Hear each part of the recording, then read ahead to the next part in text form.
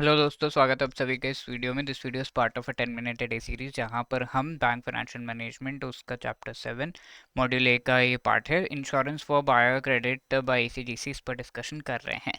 तो how important this topic is from the exam point of view, how to prepare it, कितना depth में prepare करना है, सब हम इस पर्टिकुलर वीडियो में देखेंगे। If you want to clear this CIB exam in one go and अच्छे से ये चीज़ करनी है तो you should have a very good idea of the CIB के previous years questions, most important topics and MCQs, जिनका बढ़िया पीडीएफ डॉक्यूमेंट हमने बनाया है, which you can download by clicking the link given in the description of this video. Chapter 7 ये ECGC related है, insurance for buyers credit, यहाँ पर ये डिस्कशन हम कर रहे हैं। ठीक है, तो buyers credit is the loan that banks give. तो ECGC is the Export Credit Guarantee Corporation. As we know, ये exporter, bank, MSME and importer यानी कि बायर, चारों को हेल्प करता है एंड बायर से रिलेटेड इन्फॉर्मेशन बेसिकली प्रोवाइड करता है कि क्रेडिट वर्दी है या नहीं, इसके साथ बिजनेस कर सकते हैं या नहीं। एक्सपोर्टर, बैंक एंड एमएसएमईज को हेल्प करता है कि how to go about with their particular, जो उन्होंने लोन किसी को दे रखा है तो उस पर डिफ़ॉल्ट होने के वजह से जो लॉस हो सकता है उनको, उसको कवर करता है थ्रू द इंश्योरेंस पॉलिसी। ठीक है, तो आज हम जो डिस्कस करने जा रहे हैं बैंक रिलेटेड एक इंश्योरेंस इनिशिएटिव है जिसके बारे में हम बात कर रहे हैं। तो इंश्योरेंस बैंक्स को प्रोवाइड किया जाता है विथ रिस्पेक्ट टू लोन जो वो दे रहे हैं। Buyers credit and line of credit, ये दो चीज़ों से रिलेटेड। तो बैंक अलग अलग एंटिटीज को लोन देते हैं and one loan that they give is to the buyer. ठीक है, क्यों कि बायर जो पेमेंट एक्सपोर्टर की ड्यू है वो इमीडिएटली कर दे एंड लेटर ऑन बायर जो ये लोन है वो चुकाते रहेगा जो पर्टिकुलर बैंक है उसको, इस तरीके से।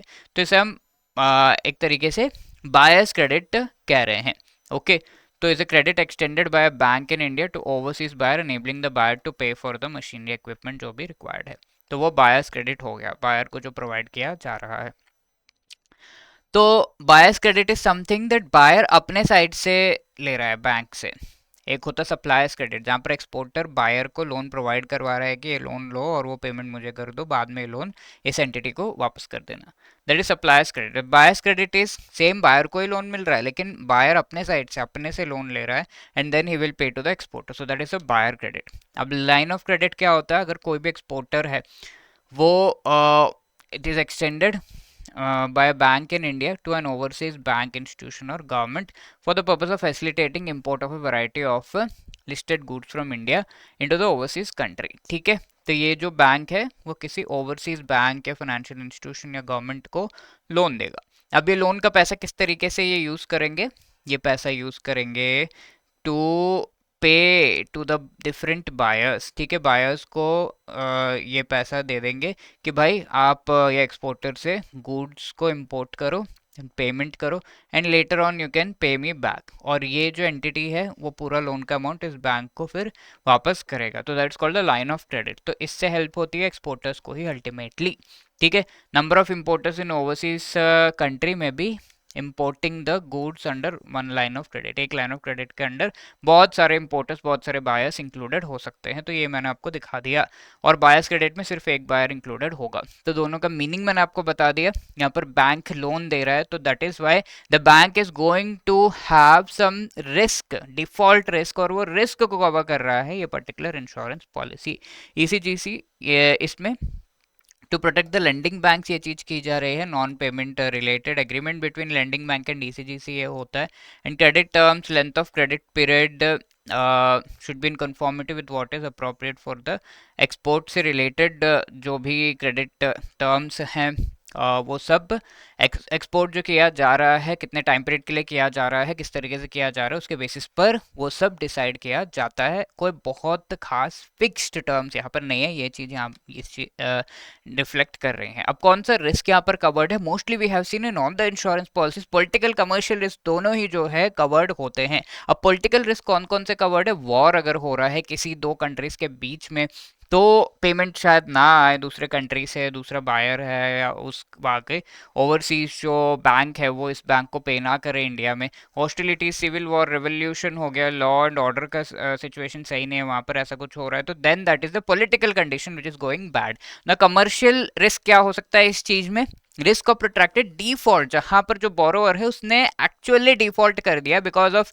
ही डजंट वांट टू पे या फिर ही कैन नॉट पे, कोई एक रीजन से। और यहाँ पर कवर आपको रिस्क कवर कितना मिल रहा है, 90% का। पीरियड जो है एज पर द एग्रीमेंट होता है, कोई फिक्स्ड पीरियड नहीं है जिसके लिए ये कवर प्रोवाइड किया जा रहा है, पॉलिसी प्रोवाइड की जा रही है।